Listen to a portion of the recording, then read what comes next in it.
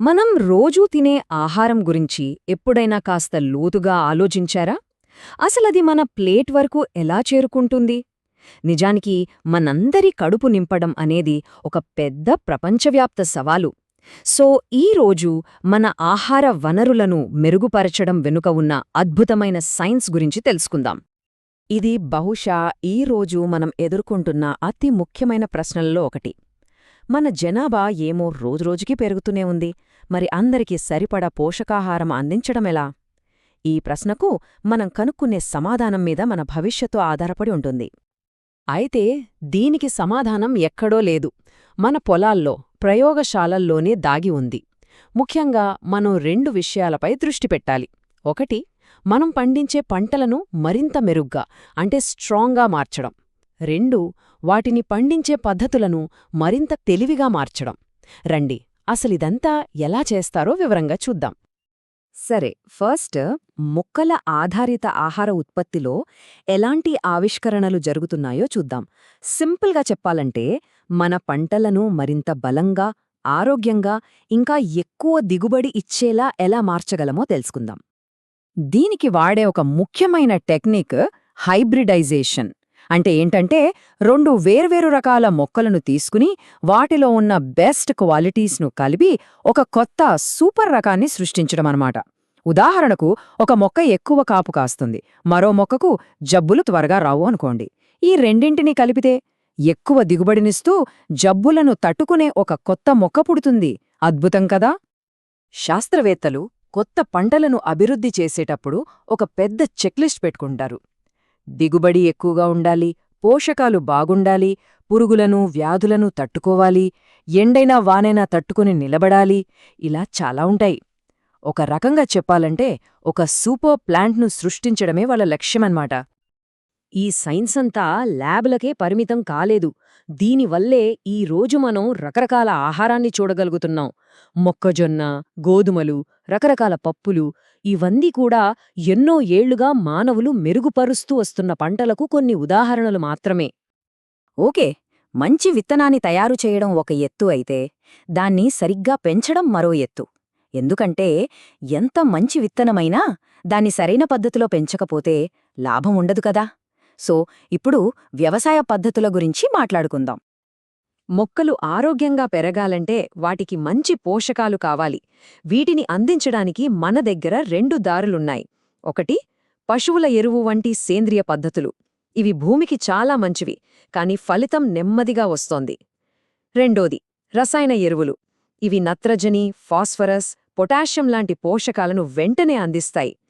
రెండింటికీ వాటి లాభనష్టాలున్నాయన్నమాట. ఇంటర్క్రాపింగ్ ఇదొక చాలా తెలివైన వ్యవసాయ వ్యూహం. అంటే ఒకే పొలంలో ఒకేసారి రెండు లేదా అంతకంటే ఎక్కువ పంటలను పక్కపక్కనే పండించడం.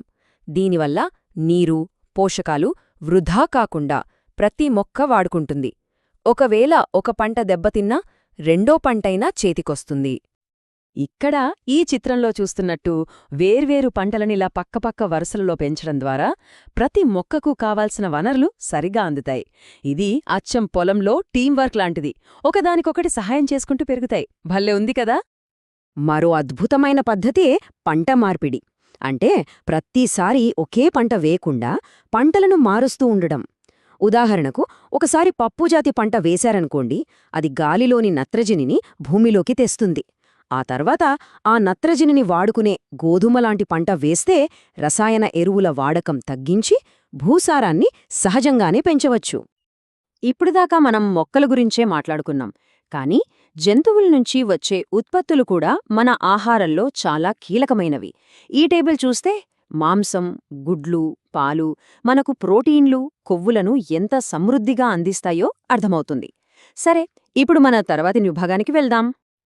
ఆహార వనరులను మెరుగుపరచడంలో రెండో ముఖ్యమైన పిల్లర్ యానిమల్ హస్బెండ్రీ అంటే పశుపోషణ. ఇందులో పశువులు, కోళ్లు, చేపలు, చివరికి తేనెటీగల పెంపకం కూడా వస్తుంది. పశువుల పెంపకం అనగానే మనకు ప్రధానంగా రెండు ప్రయోజనాలు గుర్తొస్తాయి. కొన్నింటిని పాలకోసం పెంచుతాం, వాటిని పాడి పశువులు అంటాం. మరికొన్నింటిని పొలం దున్నడం వంటి వ్యవసాయ పనుల కోసం పెంచుతాం. అంటే ఇవి మనకు పాలివ్వడమే కాకుండా పనిలో కూడా సహాయపడతాయన్నమాట. కోళ్ల పెంపకంలో కూడా ఇలాంటి స్పెషలైజేషన్ ఉంటుంది. కేవలం గుడ్లు పెట్టేవాటిని లేయర్స్ అని, మాంసం కోసం పెంచేవాటిని బ్రాయిలర్స్ అని అంటారు. చూసారా, నిర్దిష్ట అవసరాల కోసం జంతువులను ఎలా ప్రత్యేకంగా పెంచుతారో. ఇక చేపల పెంపకం, దీన్నే పిస్సికల్చర్ అని కూడా అంటారు. ఇది కూడా చాలా ముఖ్యమైన ఆహార వనరు. సముద్రపు నీటిలోనే కాదు, చెరువులు, రిజర్వాయర్లు వంటి మంచినీటిలో కూడా చేపలను పెంచి ప్రోటీన్లు పుష్కలంగా ఉండే ఆహారాన్ని ఉత్పత్తి చేస్తారు. చివరిగా తేనెటీగల పెంపకం. ఇది మనకు తేనె, మైనమిస్తుందని అందరికీ తెలుసు. కానీ అంతకంటే చాలా విలువైన సేవ కూడా చేస్తుంది. అవేంటో తెలుసా? మన పంటలలో పరాగ సంపర్కానికి సహాయపడటం. దీనివల్లే పంటల దిగుబడి గణనీయంగా పెరుగుతుంది. ప్రకృతిలో అన్నీ ఒకదానికొకటి ఎంత చక్కగా ముడిపడి ఉన్నాయో కదా. సో, ఇప్పటిదాకా మనమేం చూసాం? మెరుగైన పంటలను డిజైన్ చేయడం దగ్గర మొదలుపెట్టి, తెలివైన వ్యవసాయ పద్ధతులు, పశుసంపద నిర్వహణ వరకు ఆహారోత్పత్తికి సంబంధించిన ప్రతి దశలోనూ సైన్స్ ఎంత కీలక పాత్ర పోషిస్తోందో చూశాం. మొత్తంగా మనం గుర్తుంచుకోవాల్సిన కీలకమైన విషయం ఏంటంటే, శాస్త్రీయ ఆవిష్కరణలు, సుస్థిరమైన పద్ధతులు, ఈ రెండూ కలిస్తేనే, ఈ రెండింటి మధ్య సరైన బ్యాలెన్స్ ఉంటేనే పెరుగుతున్న ప్రపంచ జనాభాకు మనం ఆహారాన్ని అందించగలుగుతాం. ఈ మొత్తం విశ్లేషణ మనల్ని ఒక ఆసక్తికరమైన ప్రశ్న దగ్గర ఆపుతుంది. మనం హరిత విప్లవం, శ్వేత విప్లవం గురించి విన్నాం. మరిప్పుడు ఆహార ఉత్పత్తిలో రాబోయే తర్వాతి పెద్ద మార్పు ఏమై ఉంటుంది? తదుపరి ఆహార విప్లవం ఎలా ఉండబోతుంది? ఈ ప్రశ్నతోనే మిమ్మల్ని వదిలేస్తున్నాను. ఆలోచించండి.